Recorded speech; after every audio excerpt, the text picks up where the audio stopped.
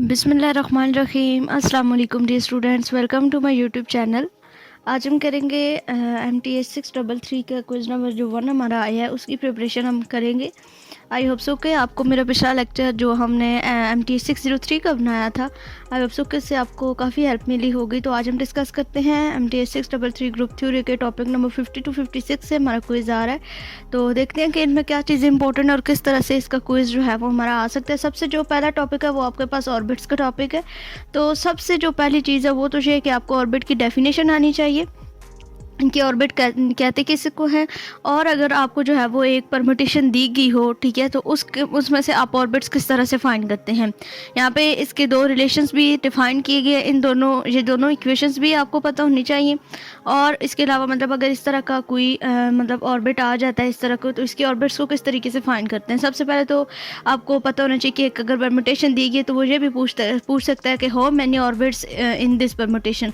तो ऑर्बिट की डेफिनेशन आपको पता होनी चाहिए कि ये इसमें कितने ऑर्बिट है। लाइक देखते ही आपको 90 सेकंड्स होते हैं, तो 90 सेकंड्स में आपको आंसर हर हाल में कंफर्म होना चाहिए। तो देखिए कि इस तरह का एक आपको दिया जाएगा, तो आपने डायरेक्ट से जो है वो एकदम से इसको ऐसे देखना है कि आपको फटाफट से पता चले कि आपका इसमें कितने ऑर्बिट बनेंगे। लाइक ये देखिए 1 से ये 2 पे आ रही है इसकी परमुटेशन, देन 2 पे 3 और 3 जो है वो 1 पे आ रहा है, तो ये आपका एक ऑर्बिट बन गया।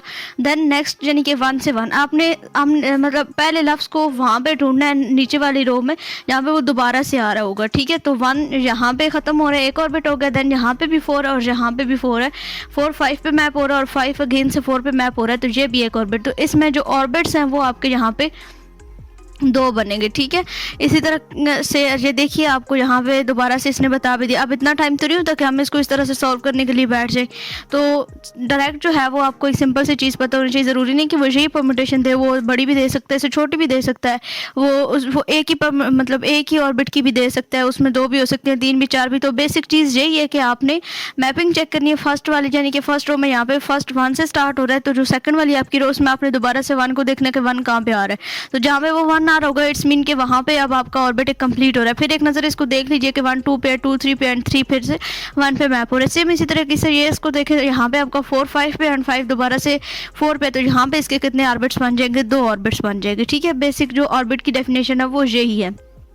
देन यहाँ पे आगे फिर एक थ्योरम दिया गया, इसमें वो इक्विवेलेंस का रिलेशन डिफाइन किया गया जो अभी हमने पीछे इसको देखा था। इसमें प्रॉपर्टीज़ हैं इसकी, ये रिफ्लेक्सिव प्रॉपर्टी कौन सी होती है, इसकी मेन जो ये इक्वेशन है इसको आप देख लीजिएगा। देन इसकी सिमेट्रिक प्रॉपर्टी कौन सी होती है, मतलब अगर 2 आपके नंबर हों एलिमेंट्स और उनको जो है वो आप कोई भी उनके ऊपर ऑपरेशन करते हैं तो वो उसी मतलब फंक्शन में आना चाहिए, और जो है ना वो आपका इंटीजर से बिलोंग करेगा, ठीक है। इसी तरीके से आगे अगर आप देखें तो इसकी ट्रांजिटिव प्रॉपर्टी भी होगी, ठीक है। इसमें 3 एलिमेंट्स आ जाएंगे A B और B C, ठीक है, उन दोनों को इक्वल उनका आंसर आएगा। देन उसके बाद जो टॉपिक है वो आपका साइकिल्स का टॉपिक है कि अब एक परम्यूटेशन है उसमें साइकिल्स कितने होंगे, ठीक है। पहले हमने देखा कि ऑर्बिट कितने होंगे और साइकिल्स, ये दोनों तकरीबन सेम है, लेकिन इसमें ये है कि इसमें हम जो है वो ट्रांसपोजिशन बनाते हैं, ठीक है। देखते हैं कि इसकी साइकिल्स की क्या डेफिनेशन है। A permutation is cycle if at most one of the its orbit is non trivial has more than 1 element. यानी कि नॉन ट्रिवियल का क्या मतलब है, देखिए अब ये भी आपसे वो पूछ सकता है कि नॉन ट्रिवियल का क्या मतलब है। मतलब ये जो पैरेंथेसिस के अंदर लिखा हुआ ये भी आपका MCQs हो सकता है कि नॉन ट्रिवियल का मतलब होता है कि उसके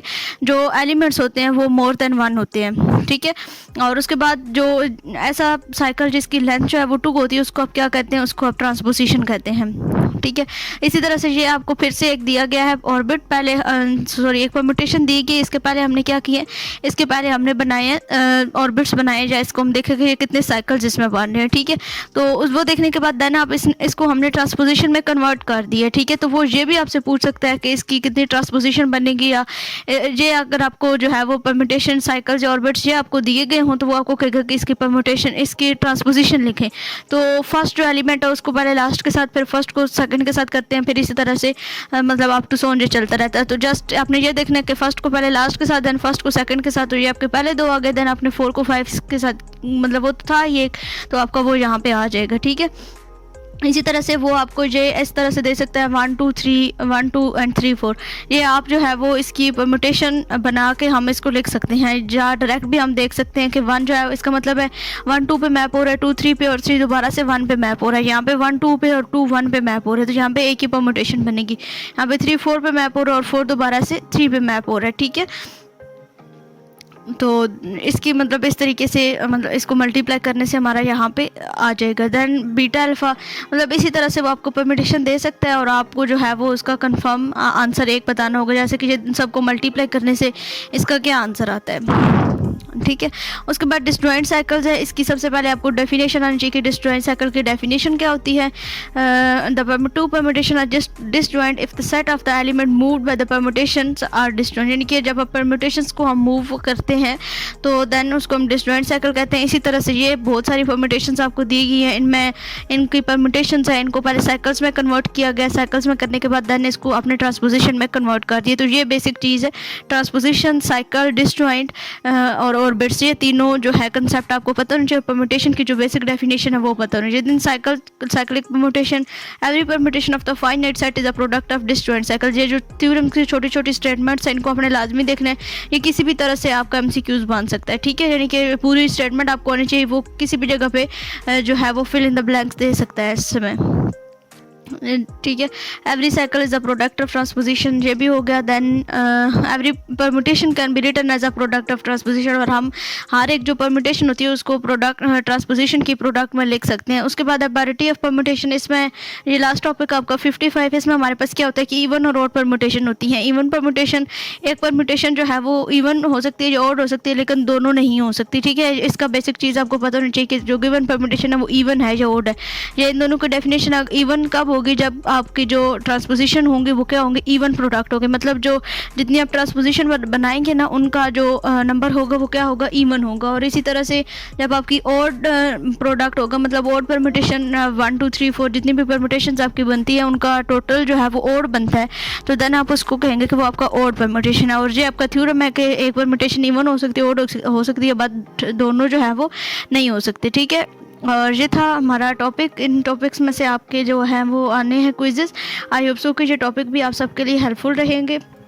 MD 621 का भी हमारा क्विज़ है, इंशाल्लाह हम उसको भी डिस्कस करेंगे। मे बी शाम तक उसके लिए भी आपको लेक्चर मिल जाए। तो वो लेक्चर देखने के लिए सबसे पहले आप मेरे चैनल को सब्सक्राइब कर दीजिए, वीडियो को लाइक कीजिए। मिलते हैं अपने अगले लेक्चर